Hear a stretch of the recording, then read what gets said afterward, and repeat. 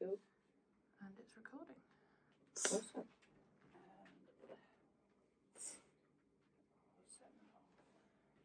So what we're going to discuss then, should we just put down some pointers so we don't get lost, because I've just gone completely blank. Yeah. Yeah. So isn't the first point female creative explosion, what's happening? Yeah. Who are you?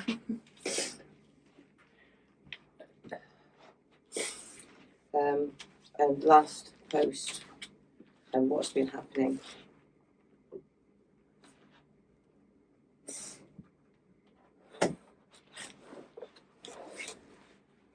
Yeah? Yeah.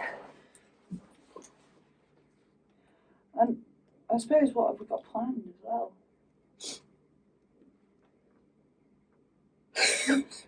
As you can see, I'm still with the clipboard. And someone's gone up in the world. Well, this is literally just an electronic notebook. Yeah. Okay. No, it's actually really good though. I've got Yeah, all no, my I know all you my stuff showed it. is It's just awesome. Yeah, so I've got everything with me whenever I need it. Yeah. Awesome. Yeah, I'm just totally jealous. Just ignore me. So so yes, welcome to Female Creative Emergency Podcast. Emergency. No, welcome back. Yeah, welcome back. We've had some newcomers to the group. When you get kind of like 3 or 4, it's kind of nice. It's a nice feeling, that we're coming together as females, and we're hoping to share some of your experiences with you. But over the last 4 to 5 days, I'd say 4 to 5 days, Yes, we've had about 200 plus new members. So the first question to people out there is why have you joined Female Creative? If you look actually on our group manifesto, it does go into a kind of unity, a kind of shared thing that us females have, and it's nice to have a group where you can share experiences, you share your creative vibe. But last year, towards the end of last year, we weren't getting much response. If we were putting posts out there, we weren't getting any kind of feedback on that, were we? It was kind of not a lot, but no. It would be nice to see some. But the fact, I mean, when you're on a group, sometimes it's maybe you don't want to be liking things all the time. We've discussed this a few times, haven't we? Because we're both members of many groups that we don't interact with. Yeah, so we're guilty of doing the same thing that we're accusing other people of doing. Yeah, I think. Yeah, because normally and I think this is what's happened, somebody's said or seen something and it's kind of spiraled, hasn't it? Yeah. But like I say, in order to we've got 392 members now. So we are looking to kind of jump back in and take off where we left off. I think we had some excuses as well. We've been doing a lot of studying and things like that, and Christmas happened. And COVID happened and everything, and so we haven't physically seen each other for neon 4 months. It's around that. Yeah, so we're just getting back into everything. I personally, because I'm doing a doctorate at the moment, Berry is too, have been trying to put out some projects and keep busy, but I've not been sharing that on Female Creative, which I should be doing, because part of my kind of synopsis, as it were, is to find out about female experiences and to share those female experiences and to kind of challenge the socio-stereotypical singer. So so I do have an Instagram kind of Instagram page, whatever, where I do share some things with some followers, but I do want to do more. So this is our pledge to you that we are going to get back into it and kind of try and find out a bit about you, which will be nice. So so what's been happening with you, B? So what have you been doing? I've been working and studying and looking after children. Have you actually got the title yet for your project? No, I'm actually looking at possibly using the title I used for the presentation I did for the undergrads, which was making music play, because it kind of works on both levels. So it's got that kind of making music play as in it's playing, but also making music play as in it's taught in a playful manner, so that you get people more engaged because they're not actually concentrating on the fact that they're learning. They're not really concentrating, they're just enjoying the experience, which actually embeds learning a lot deeper. So I'm actually looking at that. Apparently I've got my, Les was saying that if you can sum it up in 3 sentences, then that's it. The beginning of my form now, the first 3 sentences and I think 4 words explains it in detail. I think one of the first things that I struggled with was a 200 word kind of sort of verifying what I'm doing and explaining that in 200 words. Thought it impossible at first, and then I thought, well, actually I could do it in a sentence, really. Yeah. But the sentence really doesn't, for me, it doesn't anyway. But yeah, it's interesting. It's it's learning on the job, as it were, isn't it? Yes. And you do that with your practice. Yeah, my entire world is learning on the job. Yeah. It's adapting and changing things as you meet new challenges within the learning environment. But also realising that not all of those challenges are going to present themselves in every place that you go. So it's being able to pick and choose the things that you've learned that are going to work in that situation. Well, we were talking, weren't we, before we actually set up this kind of scenario here about that kind of learning difficulties. People with learning difficulties. And, yes. And stuff, and that your practice actually kind of ignores that. You kind of treat everyone as a kind of holistic. I disagree with the term learning difficulty, because I think it's more of a teaching difficulty, in the fact that the teachers have a lot of issue being flexible with different learning styles. And I don't, the more I get into this and the deeper I fall down this rabbit hole, I think learning disability is wrong. It's not a term we should be using, because it places all of the responsibility for understanding something on the student, but they're there to learn. So they've already taken their own responsibility for being there. So now it's my responsibility to teach them. Yeah. So it's not their issue, it's mine. Because one of the things was, that it's kind of 2 1/2 dozen of the other, isn't it? Because in order for a teaching practice to work, we were talking about class sizes.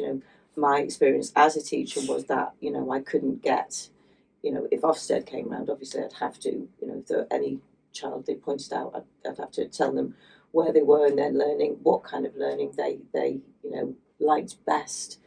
And when you've got 30 kids in a classroom, it's undoable. It's undoable. Do you know what I mean? Yeah. And you have classes. You do some classes at schools and stuff, don't you? So you've got I never work with 30. I have on occasion, but what I find is chaos ensues because I don't have the rigidity of a school teacher within the practices that I use.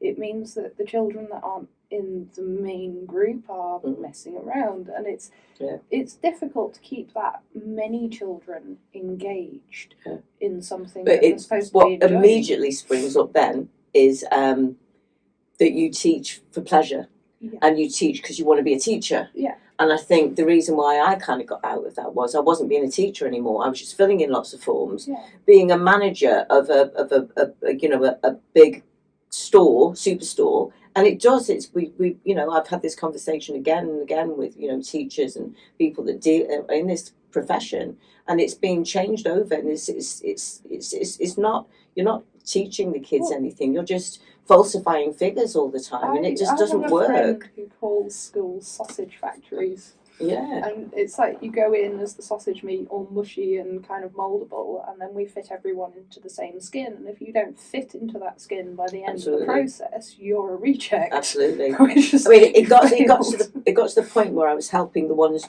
that couldn't too much, and I wasn't, helping the ones that could, and making those reach higher Yeah. aspirations. I couldn't do that because I couldn't balance the plates. It was too difficult Yeah. for one person to do. You know, It's too but much. something like music is not really, you know, it's not important in Well, schools, I don't think. Music is considered as a dispensable subject, which is actually, I mean, I suppose in a manner, I kind of had, even though I am a music teacher, I It's kind like of had, non-vocational, isn't it? yeah. Do you know what I mean? It doesn't have any particular use, but the more I research and the more that I read, the more I'm finding that actually music is hugely underpinning in our development as people, in our social interactions. As teenagers, I mean, you have to look at teenagers where they're constantly in music, but it helps them to identify themselves as who they are as individuals. It helps them identify who they're going to get on with in their groups. It helps them build these social constructs. Yeah. And but people don't. It's not important. Yeah. Is it? No, but people in schools are more interested in financial gratification, aren't they? In STEM and all this lot, you know. Well, the company of the school, and they are now businesses. They're not. All the schools are rented as well. They can't put things on the walls. It's like this place. It's a catastrophe. Yeah, this place is a business. It's not an educational facility. It's a business that has some educational purpose. Yeah. They think. We should actually do this on the radio, actually, because I think we'd get a lot of people phoning in. Yes, I'm in that business. I'm in that business. You know, tell me about it. But this is the issue, because we've pushed schools, and because funding has been pulled so much, we've pushed. Well, we haven't, but our government system has pushed schools into having to think about themselves as businesses. So now they're worried about bringing money in, so that's their main focus. So rather than actually focusing on the purpose that a school is for, which is education, they're now focusing on the fact that they need to get this deal in because they need this money, because they need this fixing, or they need this deal because they need to get this money because there's some kid that's got an issue that they need to buy a computer for or something. So all the vocational studies, things like music and art and dance and drama, I know that's the one that's being pulled a lot as well, they're all falling down in the schools. So kids aren't, unless they can afford outside school clubs or lessons or the sort of stuff that I do, which is peripatetic or something, isn't it? Peripatetic. Never say that word. Not peripatetic. I'm peripatetic. Peripatetic. But but unless parents can afford to access that kind of facility, then kids are missing out, and it's a shame, and I think it's damaging to them as well, because they can't, and a lot of children don't understand that it is down to. But it is interesting to over the years that it has actually kind of dipped in and out, you know, depending on the person who runs the school. And if they're a music lover, I mean, I had an excellent principal in Weston-super-Mare when I taught there, and he was just going on about this kind of research learning that we've always talked about, and how, you know, they have this independent plan and that they can work out what they want to do in a really nice atmosphere, and, you know, a kind of an idyllic way of looking at schools, and especially music, where there was too much onus on the written aspect of it and not enough on the playing.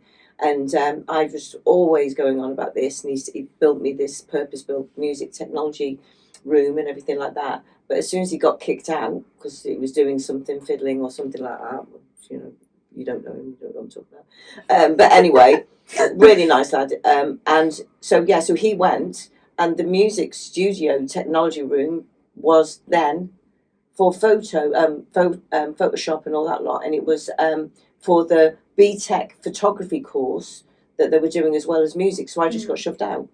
Yeah. Never happened. And then every time, you know, I was doing a lesson or being observed in a lesson, you know, why are you getting the kids to listen to a piece of music at the beginning of the lesson? Why are you doing that? It's wasting 3 minutes. And I said, it's not wasting 3 minutes. It calms them all down. It gets them in the mode for learning about music. And then they took that away from me and said I couldn't do it, almost like, you know, I'm not allowed to. And as soon as they started telling me what to do in my music lessons, I started going off it, and I started wanting out. Yeah. You know, and I don't want them. I mean, I don't mind one-word answers and one-word questions and stuff like that in a lesson. What did you do today? What did you learn? Would be great. But I wanted them, as soon as they walked through that door, music, music, music, music. Yeah, to be focused on the task in hand. And Yeah. But we have this expectation that children are just going to turn up and concentrate, and when they don't, they're troublemakers, and it's wrong, because when we enter a space, we're not immediately switched on to what we're doing in there. Yeah. Sometimes it can take us 10-15 minutes to actually calm and focus into what we're doing, which is why I always like getting places a little early. That was that's another conversation entirely, isn't it? Because I actually think that we're teaching kids at the wrong age. But anyway, that's No, I agree with that. We also there is a whole bunch of studies out there that say that the school day is not set up for children, because children actually don't wake up until about midday. Yeah. So we're forcing them out of their beds at 6, half 7, whatever time it is for them to get to school. And by the time they get there, they're not awake yet. Their bodies haven't actually started. So we're then ramming information into them that they're not ready for, because they're not awake. Yeah. Our school system is basically set up so that parents can work. It is a glorified babysitting service, and it's set there so that you can drop your children off and you can get to work on time. Absolutely. That's it, because otherwise it would start later, because it would work for the kids. Well, anyway, we're gonna move on now, because we could go on about this for ages. We could actually. We have had conversations about this for weeks, days on end. One of the things, the last time myself and Bea worked together was for the spoken word event, which we did in Preston. It was for women to get up and talk or read poems they've written. And the idea was, because I do like a vocal practice, was that in between these poems or whatever they wanted to deliver, I would do like a background of kind of vocal music to get the next person into their performance. But it didn't really work like that. It kind of... it was interesting, and I think we can take away from that a learning experience.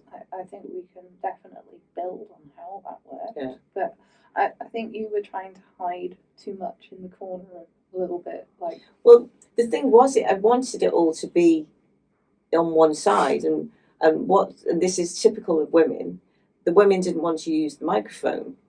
No, but we did. I think actually the having it in the crowd made it much more intimate. And it should have been. There were two separate events. Yeah. It became two separate events. I think having that intimacy with the way that the event was run, and especially the subject matters that were covered as well, that intimacy really worked. But I think for you, possibly, you would have worked in that, but it should have been one whole rather than bits of you, because it was kind of like, I'm doing this, and then you were gone again. And then something else happened, and then you came in and kind of went, over here. No, it was really weird, because like I said, I was over there and they were over there, and it was like, I was watching, I'm back on now, I'm back on. Because, I don't think I was kind of hiding. I think I had something in my mind that I kept sticking to the original plan, because that's what I do. Yeah. When I've got a plan, I go, I'm going to change it. I was sticking to the plan, and the plan was, they would perform, and then I would link to the next one. And the linking thing didn't work at all. But we can take that away, and we can kind of... I mean, it still remains the first ever female spoken word event in Preston. Is it really? Yeah. Well, we should set another one up then. And we should have the second one. But I think we should do another one, because I think the response from it was really, really good. And I think the women that took part were really enthused by the whole thing. And the people that attended enjoyed it as well. So I mean, the idea was as well, because a lot had to do with confidence. I mean, they were all, most of them were beginners, weren't they? Apart from... It's not something I don't do. Well, exactly. And yes, and you were just really comfortable doing something like that, weren't you? And it's probably the most comfortable I've ever seen you. I was. But leaning on the wall, though, I think that's just over the top. No, I think... Asleep. I think that kind of, for me, that sort of added to that, because it was just like, the way that I wanted to present it was in a kind of like I was talking to people that I knew, and this was an experience I've had. And yes, okay, it's quite harrowing and not very nice, but these are the funny points in it. And I know Kostek was absolutely, he was giggling at one point, but it made people laugh because I picked out the absolute hilarity in those situations. And it was. Well, we've still got some footage of it. We do. I've got some footage of it on my computer. I was putting together a montage of it. I don't know what got in the way of doing that. Tell me about it. Things like that happen, don't they? I mean, my favourite bit was when Jen got up on the table. Oh yes, that was hilarious. Yeah, there's some pretty good footage of that. I don't think there was any of mine. I think the camera died. No, I've got you. Oh yeah, I've seen that too. I know. But yeah, but I've put bits together. There is a montage, a few photos of like drifting in and out of that, and just people giving their performances. But yeah, I'll put that up at some point. And I got to do the music for it and do the PR, which I always like doing. Maybe I'm in the wrong business. You do enjoy that. It's the bit of this stuff that I hate. Because it's just, oh, for goodness sake, I've got to do that. Yeah. And I just don't like doing it. And sometimes I think I spend too much time on preparation, not enough on actual. You like your titles. Yeah, I like my titles. Oh, I don't actually at the moment. You don't? No, I'm trying my hardest to give up the titles and do the titles at the end. It's a bit like writing your abstract. Yes. Do you know what I mean? Being absolutely sure that that's what it entails, because most of my stuff is experimental, so that, that's how it ends up. Yeah. Which links us right into me and you, and us performing again, and yes, and doing some organic and electronic crossover. Now we can actually, be in the same space without, I don't know, killing each other. Infecting each other and making each other seriously ill. Them to zombies or something. Yeah. I don't know, whatever it was. Yeah. Now we can actually be in the same space. We can actually. I think one of the things we did discover through lockdown, that while we can get together and do these creative things, the way that we work is very much got to be together, space related. So if we can't feel the vibrations of what the other one's doing, because I think we're quite tactile in the way that we work. We did a series called Glitch. Yes. And some of the stuff that we did it needed to be edited. Yes. So we'd have what medium were we on? Was it? It wasn't FaceTime, was it? Was it Teams? I think it was Teams. Or Zoom. Zoom. Yeah. Zoom. Oh wow! I've not heard that word in a while. But I was playing them the other day, and one of the things that we really like, me and B, is to kind of shock, and we, if someone's kind of grimacing when they hear something that we're doing, we're kind of pleased. Proud. It's like a really proud moment for us.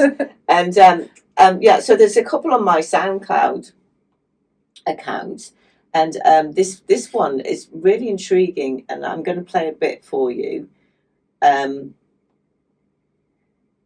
we kind of numbered them. We didn't have titles, so we had like Glitch 1, Glitch 2. Glitch 2 you did a video for, which was really good. But this Glitch 3 only got 9 likes on this. Glitch 4, 18, and Glitch 5, 21. So you can kind of see what people like. And so I'm playing the one that got the less hits, if you know what I mean. But it's really, really kind of...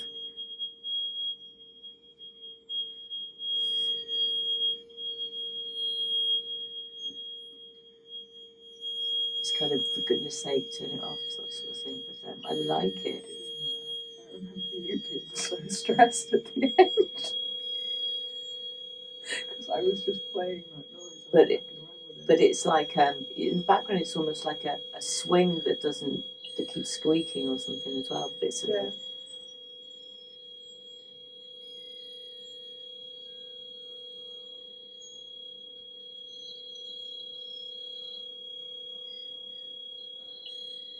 You see, we maybe lost our minds a little bit in lockdown. Well, I think the idea was that, we're creating resonances, aren't we? And we're experimenting with frequencies. which is kind of our thing, isn't it? Mm. And so a lot of the frequencies that do come out is electronic or digital, but a lot of it is also organic, which is my voice. Yeah. So, and I think it's sometimes hard to determine which is the voice and which is the digital sound, isn't it? Yeah. I think with that one, we kind of swap roles quite well. That's the flute. Was I playing the flute on that? I really don't remember. No, it was the keyboard. Was it the keyboard? But it's almost like outer space music, isn't it? If you can almost look out the window and it'd just be black. Or underwater. It's quite interesting. I'll have to revisit those. But isn't it wonderful? Yeah. Do you know what I mean? Yeah, we even make ourselves That's grin. what we want. That's what we want from you. This is exactly. We wish to upset you. But you'll find that on Vowels, VOWELS on SoundCloud if you want to have a little listen. Well, we can post the of links to these things. We can. Yeah. We can. So we've had a bit of a break, but we're going to do the same sort of thing that we did online, in a kind of more of a performance way, and see if we can, I actually quite like the idea of performing with a kind of Q&A session afterwards. Yes, I think as we're both kind of heading down a very academic route at the moment, I think a lot of our work is kind of in that. So I think some of the reasons that we've not had very good engagement is because we're trying to perform like we're thinking of ourselves as though we're a band. Yeah, but we're not. No. So I think we have to start thinking about how we are and the way that we are doing these things, and we are approaching it quite academically. So maybe we need to be looking. I mean, I was talking to Rob Harrison last night about kind of the way that music is treated in Great Britain or in England, and if you go anywhere like sort of Hamburg or Amsterdam or something like that, they're really into kind of, or in Germany, they're really into kind of experimental, weird and wonderful, It's that avant-garde thing, isn't it? Yeah. It's pushing the boundaries, but also being able to speak to the artists and what is it Well, they're exactly. aiming for. And like Agnes Vistalek is one of my people that I'm kind of looking at her music and stuff. She did her a performance in the library, and then she did the performance, and then we talked to her and asked her questions, and she was really quite pleased because I'd come all the way from England to listen to her. But she then had the problem of translating. So she said, I'm saying this to you in English today because we have Angela here. And it was quite funny because it was difficult for her to express her music in its entirety because she was focusing more on making it into English, if you can understand what I'm saying. But they're all very kind of like, yes, because she has the abstract voice as a kind of thing, which is very similar to mine. We're probably, we're in the north of England, so we don't tend to see as much of the experimental avant-garde stuff, especially in Preston. Well, they take it out. It's like the Les and His is out. Yeah. The Golden Lion, when we did that gig in the Golden Lion, that's out. Golden Lion, that was like it was a trip to another country. Well, they had phone boxes.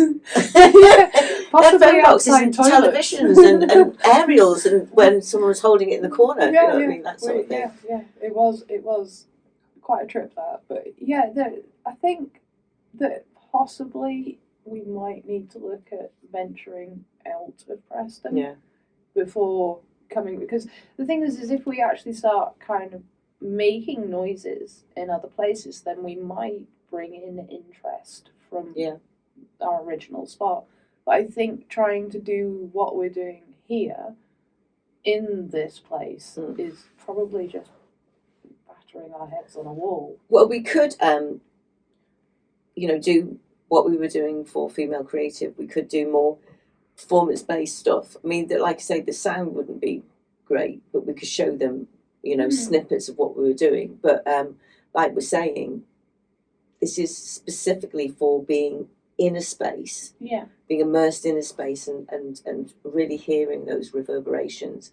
And that's not something you can do on kind of mono kind of thing, is it? It just doesn't work. It's really difficult over technology. So using the computer, even though you have pretty good speakers, I have pretty good speakers, it just loses that connectivity because we're not in that space together. And even though we are kind of connected, screens. Well, that's how I did the glitch. I sort of took it out and kind of like trying to bring you up louder and stuff, but got it in through, so I was listening to it in headphones, and then it works because then you can put it out there and someone else can listen to it on headphones. It elongates the process greatly, though, doesn't it? Because it means that I have to send you something, which you then have to mess around with, and then you have to send me that back. Well, we did that, didn't we? That was another one we did, which was called Create for Creating Sake.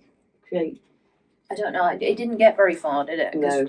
It was like yes, I've got an idea. And like, yes, I've got an idea. And it went kind of like a ball that went do do. Then do, then do, and then it just rolled onto the table, didn't it? It was like watching a cat play with the ball, like da da da da. Yeah, I'm bored with that now. Well, I mean, I don't know about you, but sometimes I just need that little bit of a shove, you know, or someone to wake me up in the morning and go, "Can we do this today?" Otherwise, I'm on some other tangent. I think that could have been a good thing, but I think both of us lost interest in that, which is unusual because usually one of us is like, and the other one's like, come on, sort of fighting for it, which is how we get most things done. But I think because we both lost interest in that was a lost cause. I don't think it's a bad idea. I just don't think it worked for us. But I do think, because I have used like some of the techniques with students, so it's not something that's completely lost. Yeah, it is something that actually has quite a lot of potential in it. I just think for our dynamic, it doesn't work. Yeah, I mean, we had some really exciting things happening, didn't we, before COVID, and then we had the we'd kind of booked a space kind of a year before. At St Peter's, and then we lost that through COVID. Well, actually, it wasn't through COVID, it was through not being able to access because they were building something and they cornered off the fire exit. And then they got really difficult about everything.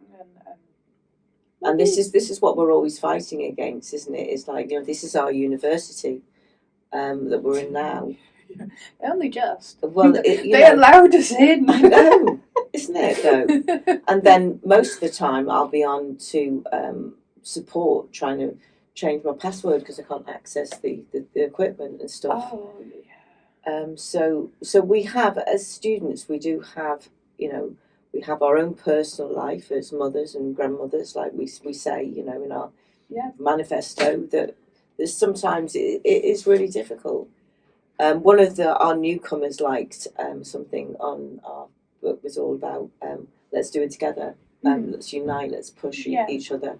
So we're just going to try and put something out there, and you know, if you do like it, even just a little bit to like it, so we know you're there.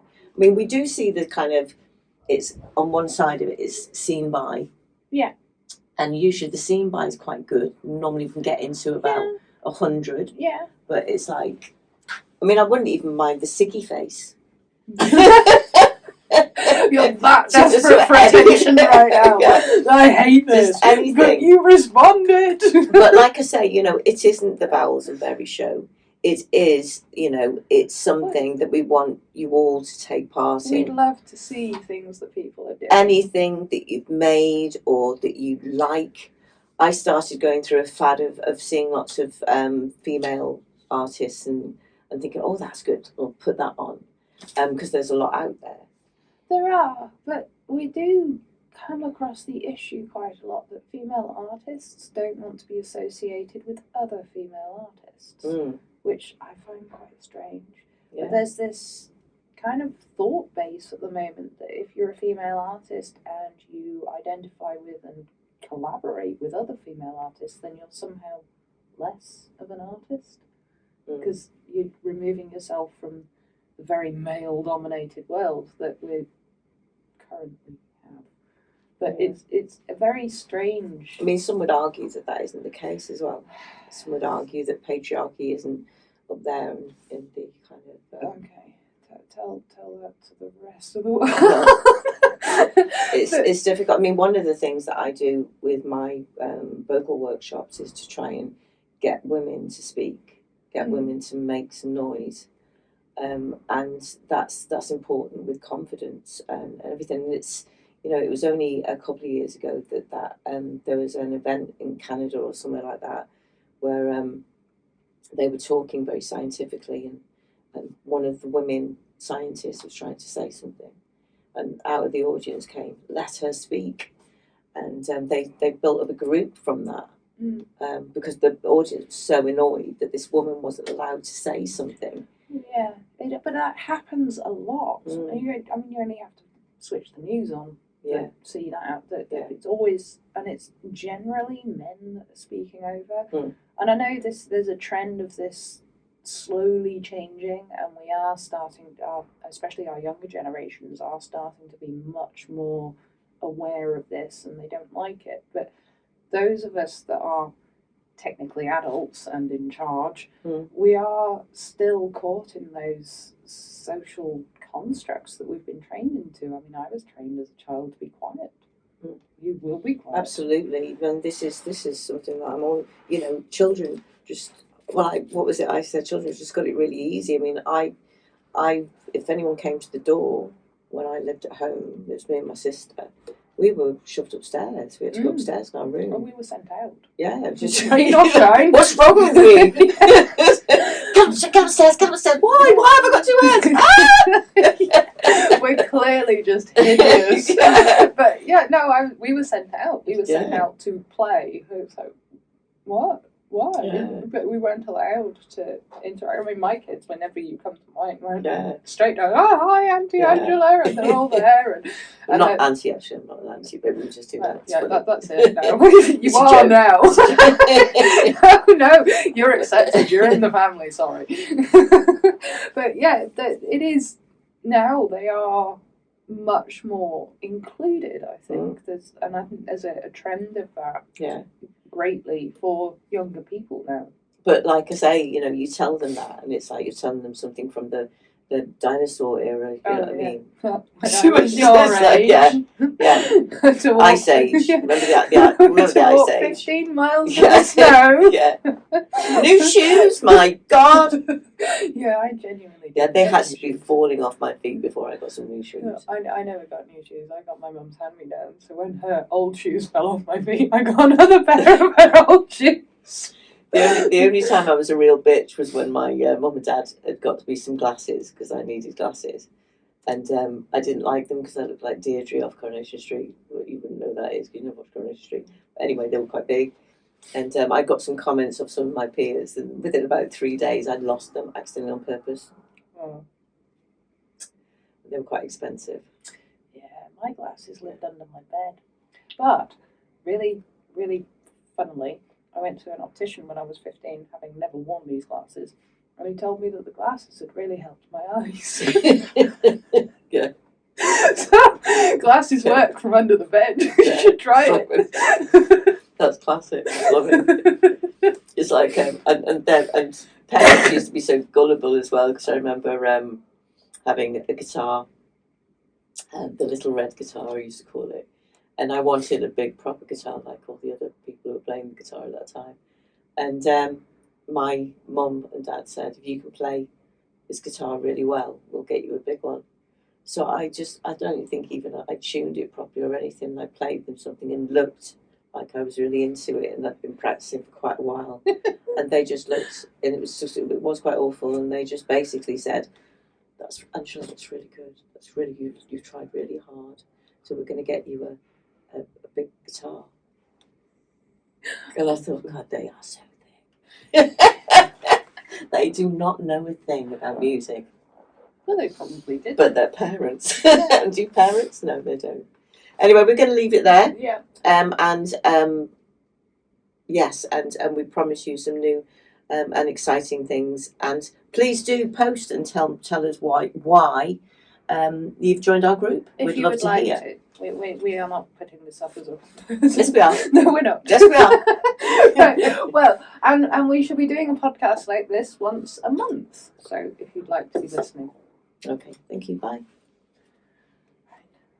Stop. That was 40 minutes. It doesn't seem like 40 minutes, is it? Yeah, 40 minutes. It's like we did some playing last night, me and Rob. We could have done a gig. He keeps on going on about how we must rehearse, and every time I rehearse with him, it costs me a fucking fortune. Yeah. Well, it's Liverpool. Oh, of course. Do you know what I mean?